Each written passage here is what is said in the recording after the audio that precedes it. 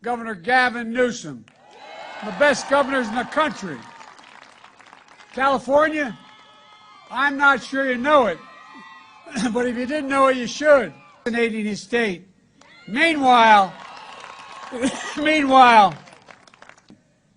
for these Republican governors, it isn't about public health, about the health of the people. It's about politics. In Mississippi, children are required to be vaccinated against measles, mumps, rubella, chickenpox, hepatitis B, polio, tetanus, and more. It's a state requirement.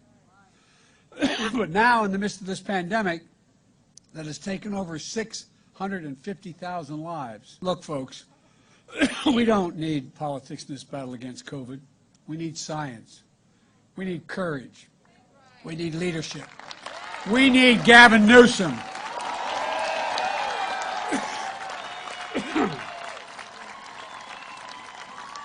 A governor who follows science, who's got the courage to do what's right, and who'll lead, and I apologize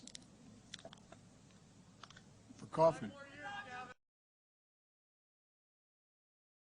That's what the science tells us. We have to beat the Delta variant of COVID-19. Gavin will be a governor who will help us finish the job.